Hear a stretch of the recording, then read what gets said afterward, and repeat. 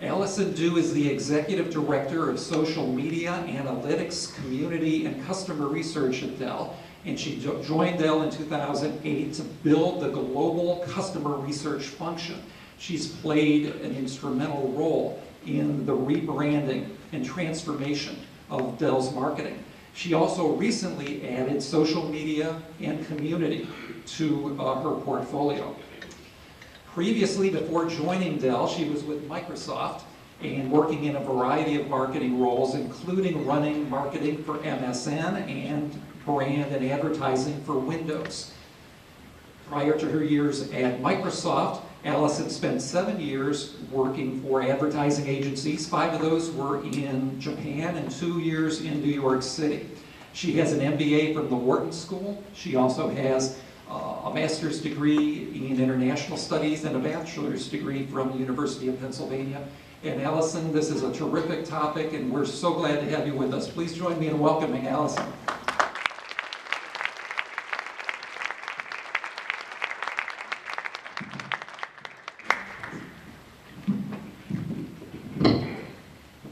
Thank you.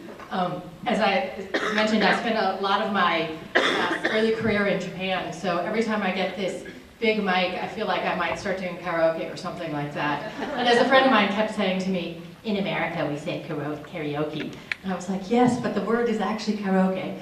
Anyway, I'm thrilled to be here, so thank you for having me. I'm going to spend a little bit of time talking about our overall marketing transformation and Dell's journey, specifically in social media. I'm a very informal presenter, so please feel free to stop and ask questions as we go. I'd love for this to be a dialogue versus me just sort of nattering on at you. So if you have questions, you have comments, or you want to know more or less about anything I have to say, please feel free to just stop me. It's your lunch, you know, you should have fun. Before I get into our journey around social specifically, I want to talk a little bit about trends that we're seeing within marketing overall. If you spend enough time in this industry, you start to hear all of this hyperbole around we're really transforming marketing, we are building a much more customer-centric marketing approach, the landscape of media is really changing. And then all of that is actually true, and the rate of change within marketing continues to accelerate. When you look at the number of years it took companies from going to having no telephones to having one telephone in the company organization to then having everybody have their own telephone, and compare that rate of change, which took about 50 years, to the rate of change that we see in terms of technology today. It really is amazing. But despite kind of all that hyperbole and the discussions about how much marketing has changed, there are ways in which the changes we're seeing now and the technology that we're seeing now are actually helping us just to get back to our customer-centric roots. Because when you think about it, what we originally went from was this idea of mass appeal to going to customer centricity, but if you go back before that, the idea of one-to-one marketing, which you'll hear lots of people talk about, is not new. The idea of one-to-one marketing is how you actually build relationships with your customers. And so if you go back into the early days of marketing, the things that mattered in this picture are, did you know this guy? Did you have a good relationship with him? Did he, when you got to check out, did he actually recommend whatever Knickerbocker stuff is? It looks like popcorn, maybe, I don't know. But like, you know, did he recommend it? You hear lots of conversations now about ratings and reviews and TripAdvisor and the ability to read other reviews. The thing that's new is the technology and the ability to have those ratings and reviews be spread across so many different customer audiences. The concept of ratings and reviews and the role that independent recommendations play in a purchase decision isn't new. The difference for us as business people is the scale on which that's important and the ability for any news event, either good or bad, to go really viral very quickly. A number of years ago, I was lucky enough to hear Howard Schultz, the CEO of Starbucks, talk about when he came back to be the CEO of Starbucks, and very quickly after his return to Starbucks, and I think this is written up in his book, very quickly he got this call from a New York Times reporter, and I'm going to get some of the details wrong, so don't quote me on this. Got a call from a New York Times reporter who wanted to understand about the dipper well problem. And he was like, the what? Anyway, the dipper well problem was an instance in the United Kingdom where they had kind of contamination of some sort of drinking water. And it was not actually in Starbucks coffee, but it was an environmental impact, a negative environmental impact on the part of Starbucks. And Howard Schultz said basically, we had no idea what he was talking about. And very quickly, this issue that we weren't paying attention to, and this infrastructure around social media and listening to our customers, where we had not really invested, went viral. And it ended up being an episode that, particularly in Europe, Middle East, and Africa, so the region referred to as EMEA, became a big issue for them in their EMEA headquarters. Very similar things have happened to us over the course of the past number of years, where if you go back 5, 6 years ago, before we were really engaged in this space and before we were really committed to listening to our customers in social, we had a number of negative incidences where negative support incidences basically just went viral. And the human impulse at that moment is to kind of do this, like, please, let's hide, you know, but the reality is,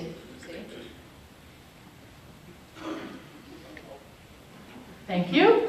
I should, you know.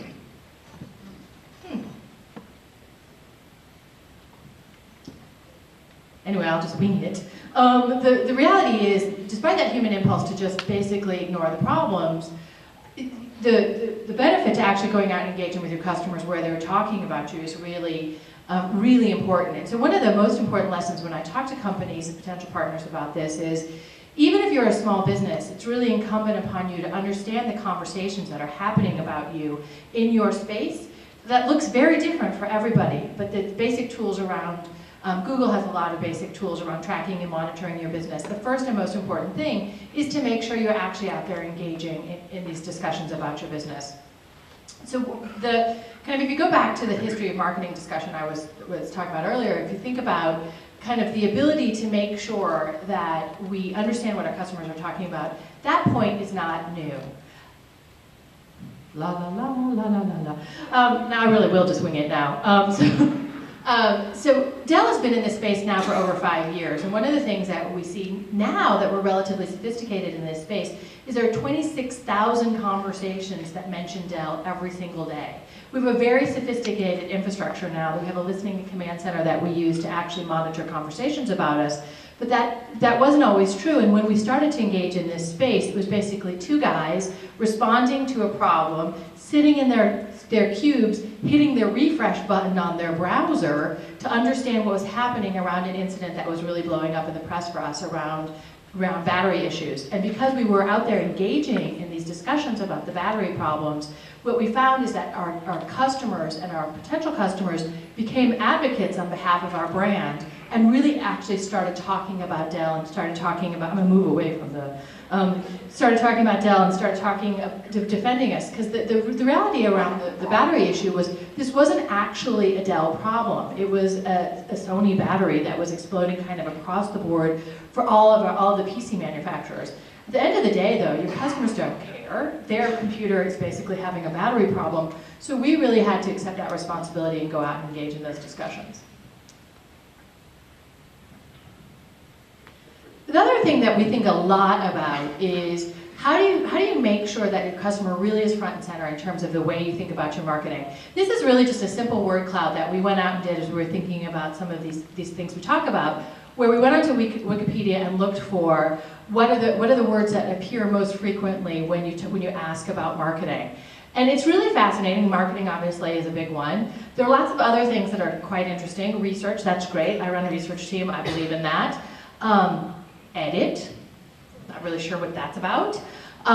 Production, information, and then you see in relatively small terms this idea of consumer, customers, and consumers. When you add them up, you actually get critical mass there, but the more important thing is we get very wrapped around the axle about the science of marketing, the return on investment in marketing, and we can actually often lose the plot on the fact that all that's happening now is the ability to be much more customer-centric in your marketing. This is one of my favorite quotes, and I've spent a good 20 years in advertising, but if you talked to people the way advertising talked to people, they'd punch you in the face. Here's a real-life example, again, from our own learning. In about 2008, we put in the market a number of different ads targeting IT decision makers, and they said something like this. In these troubling times, okay, May 2008, September 2008, the economy was in really dire straits. People were already frightened. They did not need us to further frighten them, and they did not need us to play to their fears. Okay, so one, in these troubling times. In these troubling times, you're worried about costs, et cetera, et cetera, et cetera. And oh, by the way, the Dell approach to data centers is much more effective, helping you save on overall personnel costs as well as your other administrative costs. I'm paraphrasing a little bit, but there are a lot of problems with that ad. We went back after we'd already done this, so the sequence is wrong, because not before we put it in the market, after we put it in the market. We went back after the fact and did some customer research on this. And in addition to finding out that this playing to their fears was really ineffective, and in fact, people who were aware of this ad were more negative about Dell than people who were not aware of this ad, which, you know, not great return on investment from a marketing perspective. There's a lot of discussion about kind of how you measure marketing, and I can tell you that's not it.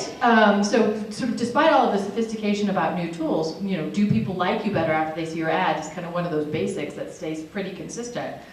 But in addition to the problems around playing to their fears, what we'd also done was inadvertently threaten them on their own economic security. And so what that means is when we're talking to these IT decision makers and said things like, in these troubling times, we have a more efficient approach to the data center and we can help you reduce your personnel costs, that actually might be the right message for a CIO who cares holistically about the information costs for the technology information costs for their organization. It's a terrible message for the day-to-day IT decision maker, because guess who you're talking about? It's like I said to send you an ad that said, "Dear Elizabeth, I know we've gotten much more complex in our facilities planning process, and I just want you to know I have a solution that'll put you out of a job." And you know, so it's the truth inherent in kind of the problem around that message. That would have been a problem even before the advent of social media. Now all that happens though is you have the opportunity to have your mistakes be so much more public, which is a bad thing, but your successes also be so much more public as well. And so that's why you have to think so much more about the message and how do you get that human appeal, be really disciplined up front about what you're trying to tell your customers. Because at the end of the day, the people who saw that ad really did kind of want to punch us in the face. And we spent a lot of money on that ad.